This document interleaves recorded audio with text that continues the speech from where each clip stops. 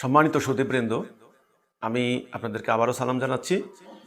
আমি corona virus মোকাবেলায় COVID-19 নামক এই ভাইরাস যে আজকে সারা দুনিয়াকে তাণ্ডব করে চলেছে, সারা দুনিয়ার মানুষের ক্ষতি করে চলেছে, এটা থেকে মুক্তির জন্য আমাদের কি করণীয় এটা নিয়ে আমি একটা লাইভ অনুষ্ঠান করেছিলাম। তো সেখানে অনেকেই প্রশ্ন করেছেন, সেদিন আমি এই প্রশ্নগুলির উত্তর দিতে পারিনি। আজকে এই প্রশ্নগুলির উত্তর আমি দিচ্ছি।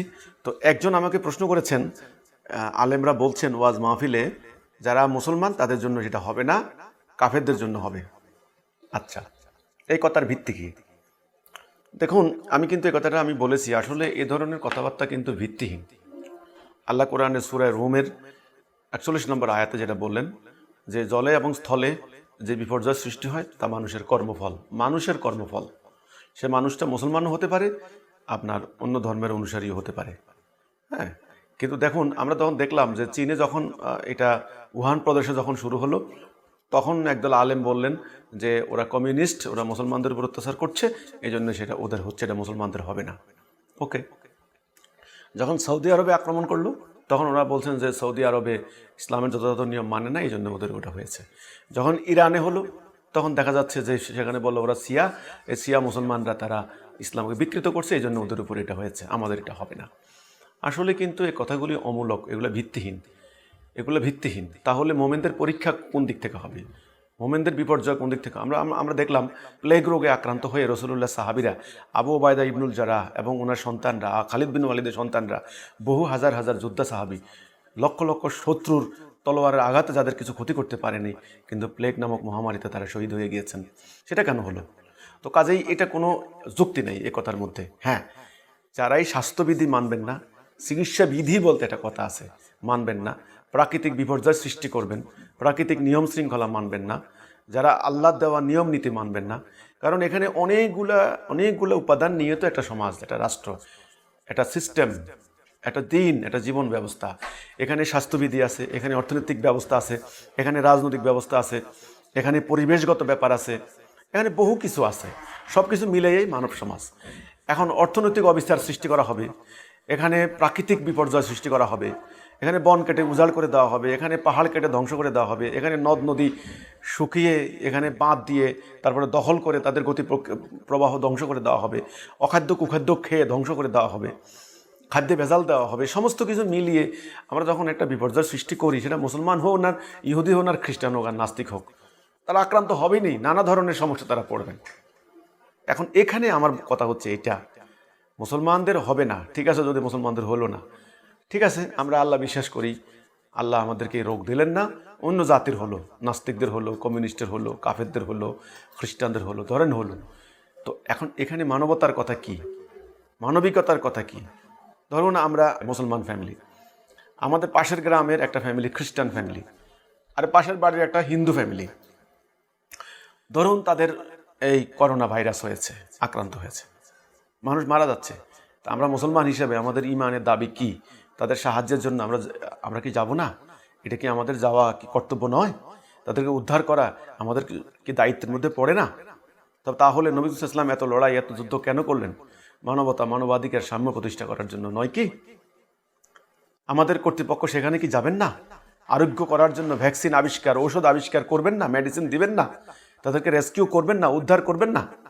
ধরেন তারা অন্য ধর্মের লোক, আমাদেরকে ধরে নাই, আল্লাহ আমাদেরকে দেয় নাই, তো এটা তো একটা পরীক্ষা হতে পারে। আল্লাহ আমাদেরকে দেন নাই, আমরা দেখি মানব জাতির প্রতি আমাদের দৃষ্টিভঙ্গি কি। আমরা স্বার্থপর হই নাকি আত্মকেন্দ্রিক হই? আমরা কি নিজের বউ বাচ্চা নিয়ে বসে থাকি, না অন্যদের জন্য চিন্তা করি? তো ইসলামের মানে তো এই নয়, মানবতার কল্যাণ, মানুষের কল্যাণ। দিন কেন এসেছে? কোরআন কেন এসেছে? রাসূলের আগমনের উদ্দেশ্য কি? রাসূল সারা জীবন ধরে লড়াইটা কেন করলেন? ওনার লড়াই করার কি প্রয়োজন ছিল? ওনার কি ভাতের অভাব ছিল? ওনার কি জায়গা জমির অভাব ছিল? নাকি ওনার মান সম্মানের অভাব ছিল? ওনার কোনো কিছুর তো অভাব ছিল না। কেন তিনি এ লড়াই যুদ্ধ করলেন, মার খেলেন, গালি খেলেন? মানবতা, সাম্য, মানবাধিকার, মানুষের অর্থনৈতিক মুক্তি, রাজনৈতিক মুক্তি, সামাজিক মুক্তি, আধ্যাত্মিক মুক্তি, জান্নাতের বিনিময় তো এইটাই। মানুষকে দিয়েই জান্নাত, আবার মানুষকে দিয়েই কিন্তু জাহান্নাম। আমি আমল করব কাকে দিয়ে? মানুষকে দিয়ে। আরে নামাজ, রোজা, হজ, যাকাত করছি, এই আমলগুলো কিসের জন্য? মানবতার জন্য, কাজ করার জন্যই। ওটা হলো প্রশিক্ষণ, প্র্যাকটিস। নামাজের মাধ্যমে আমি ঐক্যবদ্ধতা শিখবো, ডিসিপ্লিন শিখবো, আনুগত্য শিখবো, পরিষ্কার পরিচ্ছন্নতা শিখবো, আল্লাহর আনুগত্য করা শিখবো রুকু সেজদার মাধ্যমে। এটা কি করব? সমাজের মানবতা প্রতিষ্ঠার জন্য যেন আমি ভূমিকা রাখতে পারি, আল্লাহর আদেশ যেন বাস্তবায়ন করতে পারি। এটা হলে কি হবে? মানুষ শান্তি পাবে, মুক্তি পাবে, দরজা খুলে ঘুমোতে পারবে, মানুষের মহামারী হবে না, যুদ্ধ হবে না, রক্তপাত হবে না। এই যে বিষয়গুলি আজকে আমরা মুসলমানরা কি করলাম, আমাদের হবে না, কাফেরদের হবে, কথা বলে আমরা কি করলাম? আমরা বসে থাকলাম। ওকে, তো এটা তো কোনো মানবতার কথা হলো না। তাহলে আমরা মানব জাতির জন্য কি ভূমিকা রাখলাম? আমরা সেরা শ্রেষ্ঠ জাতি, এটা দাবি কি? আমাদের দিন একমাত্র শ্রেষ্ঠ দিন, এটা দাবি কি? আমরাই জান্নাতে যাব, বাকিরা সব জাহান্নাম যাবে, এই কথার ভিত্তি কি? এই কথার দাবি কি? যিনি প্রশ্ন করেছেন যে এটা কাফেরদের হবে, মুসলমানদের হবে না, প্রথমত আমি এই কথার মধ্যে একমত নই। স্বাস্থ্যবিধি না মানলে, আল্লাহর হুকুম না মানলে, আল্লাহর বিধান না মানলে সবাই হবে, যে কোনো কারো হবে। আচ্ছা, দ্বিতীয় কথা হচ্ছে যে যদি কাফেরদের হয়, আমাদের যদি না হয়, তাহলে কি আমরা বসে থাকবো? আমরা বসে থাকবো না। আল্লাহ রসুল বলেছেন তো, এটা মোকাবেলায় যারা সবর অবলম্বন করবে তাদেরকে শাহাদাতের মর্যাদা দিবেন আল্লাহ। তাহলে খালি যুদ্ধ করতে যায় মানুষের কল্যাণের জন্য, শত্রুর আঘাতে জীবন দেওয়া খালি শহীদ নয়, মানুষকে শান্তি দেওয়ার জন্য, রোগ থেকে মুক্তি দেওয়ার জন্য যদি আপনি জীবনের ঝুঁকি নিয়ে যথেষ্ট প্রোটেকশনের সিস্টেম রাখবেন, আমি তো বলি না প্রোটেকশন রাখবেন না, আল্লাহর উপর তাওয়াক্কাল তু আল্লাহ, এটা কথার মানে কি? রাসূল তো বললেন উটকে আগে বাঁধো, বাঁধার পরে আল্লাহর উপর তাওয়াক্কাল করো। আমি উটকে ছেড়ে দিলাম, তারপরে তাওয়াক্কাল তু আল্লাহ, এটা কিন্তু হতে পারে না, এটা রাসূলের সুন্নাহর পরিপন্থী। এই জন্য যেন রোগ বালাই না হয়, আমি যথেষ্ট প্রোটেকশন সিস্টেম নিলাম, নিয়ে এবার সে কাফের হোক, খ্রিস্টান হোক, কমিউনিস্ট হোক, নাস্তিক হোক, হিন্দু হোক, বৌদ্ধ হোক, যেই হোক, আক্রান্ত হলে তাকে আমরা উদ্ধার করতে যাব। তবেই তো আমরা মোমেন, তবেই তো আমরা আল্লাহর খলিফা। এটাই তো আমলের সালে। এটা যদি আমলের সালে না হয়, তাহলে কি আমলের সালে? কি কাজ করলে আমরা আল্লাহর রেজামন্দি হাসিল করব? কি কাজ করলে তাহলে আল্লাহ আমাদের উপর খুশি হবেন, রাজি হবেন? নামাজ পড়ে জান্নাত চলে যাব? খালি সবাই বলে নামাজ পড়ো, নামাজ পড়ো, নামাজ পড়ো। হ্যাঁ ঠিক আছে, নামাজটা পড়বো, নামাজটা পড়বো কেন? এটা তো বুঝতে হবে। আরে ভাই কেন? আমি একটা বৈদ্যুতিক খুঁটি বসাইলাম, খুঁটির উপরে তার দিলাম, খুঁটি বসাইলাম, বিভিন্ন নাট বোল্ট দিলাম, কেন? বিদ্যুৎ সংযোগ দেওয়ার জন্য। আমি খুঁটি বসাইলাম, তার দিলাম, সব করলাম, কিন্তু বিদ্যুৎ সংযোগ দিলাম না, তো লাভ হলো কি? নামাজ পড়লাম, ওযু করলাম, সব করলাম, কিন্তু মানুষের কল্যাণে ভূমিকা রাখলাম না। তো এই নামাজ তো আমাকে আসলে প্রকৃত ইসলাম শিক্ষা দিল না, আমার চরিত্রের কোনো পরিবর্তন হলো না।